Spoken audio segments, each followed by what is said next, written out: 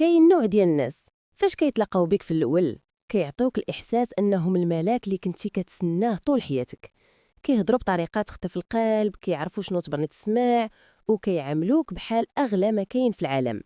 ولكن مع الوقت كتكتشف ان داك الملاك ما كانش الا قناع ديال النرجسيه، الوجه اللي ما كيبانش من الاول.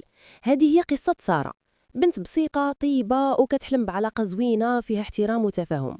فواحد النهار تعرفت على ادم، راجل كيبان مثقف واثق من راسو وكيعرف كيفاش يجذب الناس بكلامه. من اول لقاء خلاها تحس براسها مميزه، كيهتم بيها، كيسولها على كل صغيره وكبيره، وكيعطيها احساس انها هي الاختيار الصح. ولكن تدريجيا بدا داك الاهتمام كيتبدل، ولات كل حاجه كديرها خاصها تمر من عنده، اللباس، الاصدقاء، وحتى الطريقه اللي كتهضر بها. وإلا سولاتو على السبب كيجاوبها بابتسامه بارده: انا غير باغي نعاونك تكوني النسخه الافضل منك. ولكن النسخه الافضل اللي كيهضر عليها كانت نسخه على المقاس ديالو، ماشي على المقاس ديالها. بدا كيعزلها، كيديرها تشك في كلشي، كيعطيها الحب اليوم وكيبرد معاها غدا، حتى ولات كتعيش في دوامه ديال الخوف والذنب والانتظار. داكشي علاش النرجسيه كتخوف، حيت ما كتجيش على شكل عنف واضح، كتجي على شكل حب سام فيه السيطره كتغطى بالمشاعر.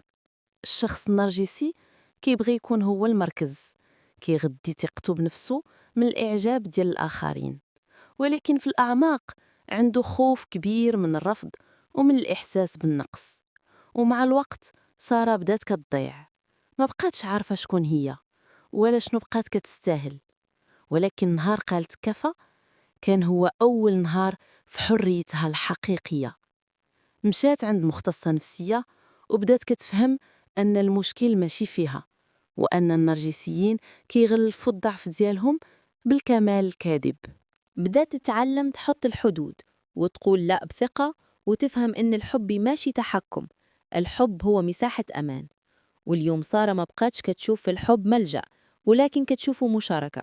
والدرس اللي بقات حافظاه هو هذا: اللي فعلا كيبغيك غادي يخليك تكوني على طبيعتك، ماشي يخليك تشكي في راسك. النرجسية ممكن تبان في بداية زوينة، ولكن النهاية ديما فيها وجع، إلا فاش كتفيقي وكتقول: أنا أولا. 3